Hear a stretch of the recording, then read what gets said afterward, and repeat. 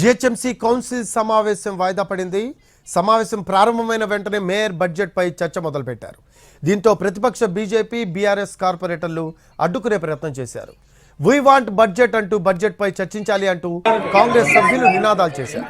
అయితే ముందుగా question hour పెట్టాలని బీఆర్ఎస్ ఎక్స్ అఫిషియో సభ్యులు పట్టుబట్టారు.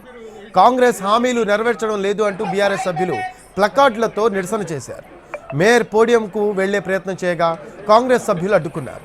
మేయర్ పోడియం వద్ద అడ్డుకునే ప్రయత్నంలో కాంగ్రెస్ బీఆర్ఎస్ సభ్యులు పరస్పరం నెట్టుకున్నారు.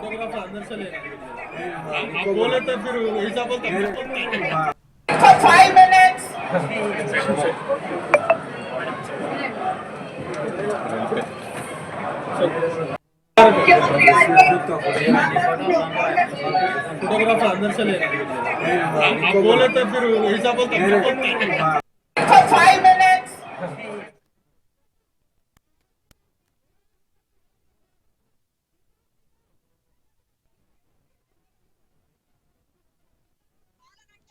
సంక్షేమ పాలన కాబట్టి మరి ప్రభుత్వం అధికారంలోకి వచ్చి 1000 కోట్ల రూపాయల నిధులను జీహెచ్ఎంసీ కేటాయించింది.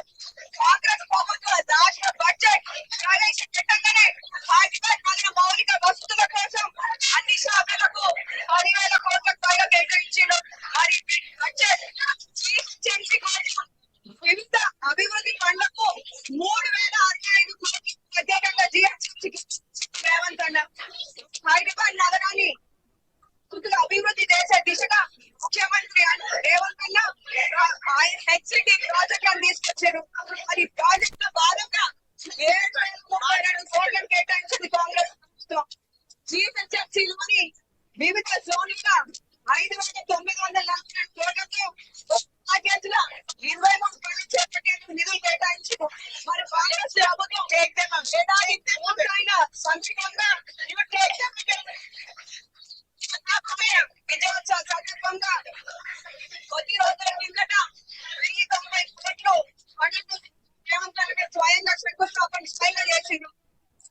అభివృద్ధి కోసం 50 కోట్లతో చెప్పారు ముఖ్యమంత్రి. మరి ప్రభుత్వం జీహెచ్ఎంసీకి స్టాన్ఫర్డ్ రిజిస్ట్రేషన్ శాఖ నుండి రావాల్సిన నిధులు జీహెచ్ఎంసీ ఇవ్వకపోవడంతో జీహెచ్ఎంసీకి రావాల్సిన నిధులు లేక జీహెచ్ఎంసీ అప్పు చేయాల్సిన పరిస్థితి వచ్చింది. మరి కాంగ్రెస్ ప్రభుత్వం తీసుకుని 30 కోట్ల జీహెచ్ఎంసీకి వచ్చేటట్టు మరి ఎమ్మెల్సీ గారి ఎంపీ ఉంటే ఆ నియోజకవర్గానికి నిధులు అంగడికి పోకపోతుండే మరి వచ్చినాక రాజకీయ పార్టీలకి ఎన్నికలప్పుడే ప్రజలు అభివృద్ధి అని మరి జిహెచ్ఎంసీ కౌన్సిల్ సమావేశం వాయిదా పడింది. సమావేశం ప్రారంభమైన వెంటనే మేయర్ బడ్జెట్ పై చర్చ మొదలుపెట్టారు. దీంతో ప్రతిపక్ష బీజేపీ బీఆర్ఎస్ కార్పొరేటర్లు అడ్డుకునే ప్రయత్నం చేశారు. వీ వాంట్ బడ్జెట్ అంటూ బడ్జెట్ పై చర్చించాలి అంటూ కాంగ్రెస్ సభ్యులు నినాదాలు చేశారు. మరో అప్డేట్స్ తెలుసుకుందాం. మా కరెస్పాండెంట్ ప్రేమ్ ఉన్నారు జిహెచ్ఎంసీ ఆఫీస్ దగ్గర. ప్రేమ్, జిహెచ్ఎంసీ కౌన్సిల్ సమావేశం వాయిదా పడినట్టు తెలుస్తూ ఉంది. తిరిగి ప్రారంభమయ్యే అవకాశం ఉందా? లేటెస్ట్ అప్డేట్స్ ఏంటి ప్రేమ్?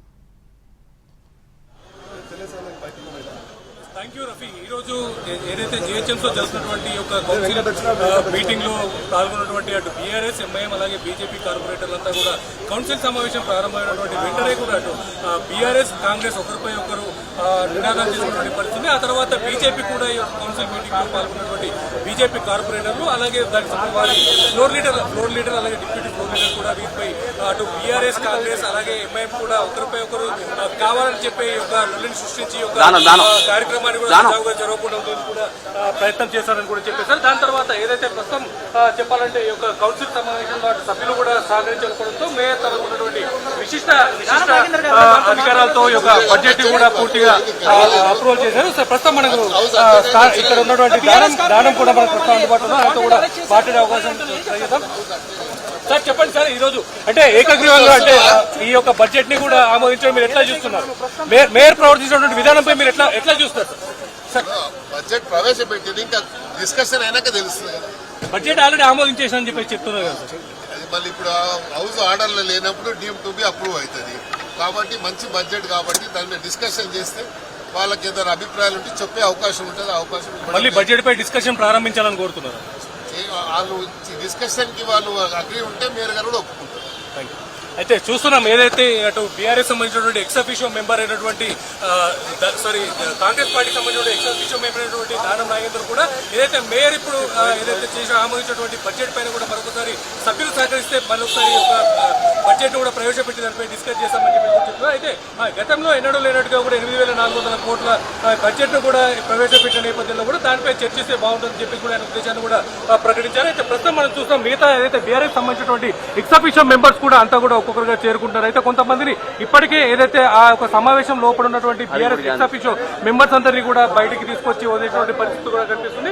అటు ఏదైతే ఆ కార్పొరేటర్లు బీఆర్ఎస్ సంబంధించిన కార్పొరేటర్లు అలాగే కాంగ్రెస్ సంబంధించిన కార్పొరేటర్లు కూడా మొదటగా ఏదైతే సభ ప్రారంభమైనటువంటి వెంటనే కూడా ఈ యొక్క కార్పొరేటర్లు అంతా కూడా బీఆర్ఎస్ సంబంధించిన కార్పొరేటర్లు ముందుగా క్వశ్చన్ ఏదైతే బడ్జెట్ సంబంధించినటువంటి అంశాన్ని కూడా తీసుకొచ్చినటువంటి మేయర్ కూడా ఆ బడ్జెట్ కాదు ఖచ్చితంగా మొదటగా అయితే క్వశ్చన్ అవర్ కూడా ఏర్పాటు చేయాలి. దాని తర్వాత అటు బీఆర్ఎస్ తీసుకొచ్చినటువంటి అనేక పథకాలను కూడా ఇప్పుడు కాంగ్రెస్ ప్రభుత్వం కొనసాగించట్లేదు. దానిపై చర్చించిన తర్వాత బడ్జెట్ వెళ్ళాలని చెప్పేసి కూడా అటు బీఆర్ఎస్ కార్పొరేటర్లు కూడా నినాదాలు చేశారు. వారిని అడ్డుకునే క్రమంలో కూడా ఒకరినొకరు అటు కాంగ్రెస్ కార్పొరేటర్లు అటు బీఆర్ఎస్ కార్పొరేటర్లు కూడా ఒకరినొకరు దోసుకున్నారని కూడా చెప్పుకోవచ్చు.